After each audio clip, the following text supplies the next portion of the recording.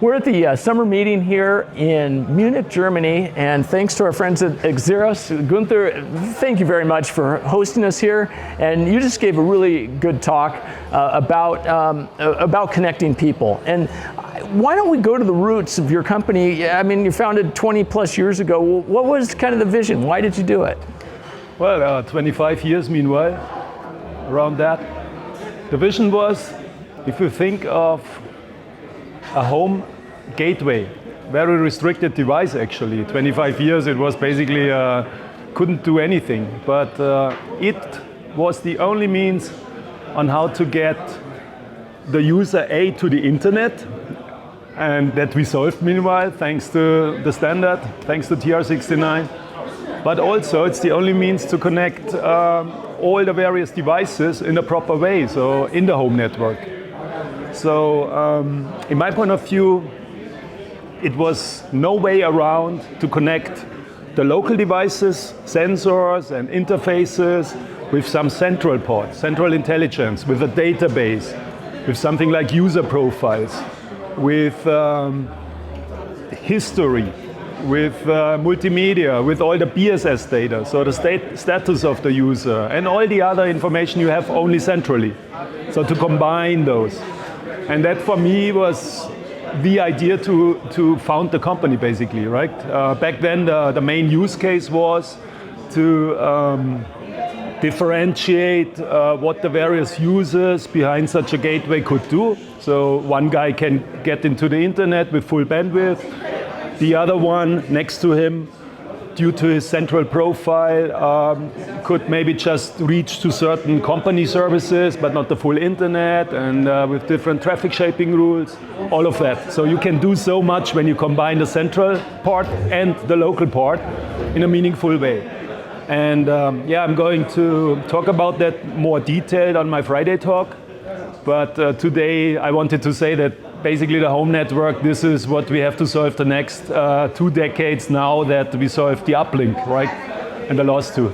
Well, and I don't want to take too much of your thunder from this week's Base Technical Summit, but a couple things you touched on in your talk were about lifecycle management and the importance of that, and then also the data structures in terms of setting up for AI. So maybe you can give us a little overview of that. Back then, end of 2001, the situation in the home network was basically very simple, right? A few users wanted to get to the internet. There was no IoT, there was not so many devices. Now, 25 years later, we have vast heterogeneity on what's going on. What is a home network? Is it more an IoT landscape? Is it more like family? Is it small offices? Totally varying situations. And I think the lifecycle management, which we got now, meanwhile, and we are close to really having a standard which works, which just works on any middleware, where we as a server can basically enrich the router software with the meaningful software parts which are perfectly fitting the requirements of these networks.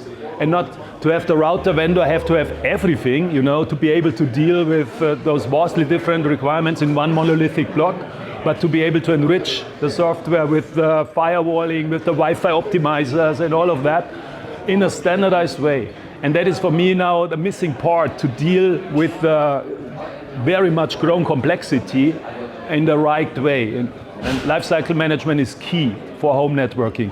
And that then, when you combine the data model enrichment, you know, which, I don't know, a firewalling app or maybe even a traffic inspection app, whatever, they attach into the data model of the gateway, and we can then see the data, provide this as API streams, so as subscribable streams, or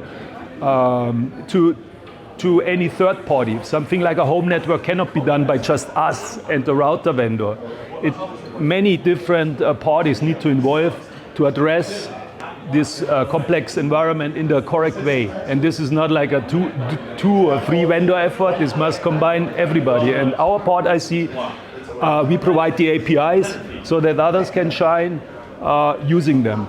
And lifecycle management is basically just a means to get to the correct APIs, dependent on what's done actually in the home, right? So it sounds like it sets up a real powerful combination for the service providers to really be proactive to their customers' needs. Yes, and future-proof. Yeah. You don't need to have it all right now, but when you know, you can enrich later with correct fitting software, where the problem zones emerge to be in your subscribers.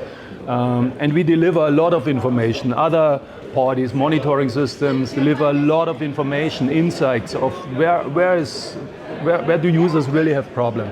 I don't believe in the ability or even the meaningfulness of operators having to look into all the various different Wi-Fi problems, for example, which happen out there. You know, our customers appreciate a lot that we now give them real-time information of what's going on in this complex and ever-changing Wi-Fi. But that's actually not what you want to do as an operator. You want to deliver the means to check, to see, to understand, and to improve the situation to the home users themselves. And for this, you need a lot of AI interpretation of the data, so the user understands, you know, what's going on and how to resolve it. So from machine learning tools to understand what's going on, to predict, but also language models to tell it to the user what he needs to do or how he could resolve his problems. So all of that plays together now, and I think if we do it right, then we will have a chance to solve it in a better way than any other, let's say, over-the-top player, because we manage the router, this topological unique device which sees both worlds, which sees every device. And so that's the next 20 years, I think, will be very, very, very exciting, even more than the last 20. Excellent. Well, that's great. Thank you, Gunther, very much for your presentation just now and for this meeting. Yeah, thank you for being here.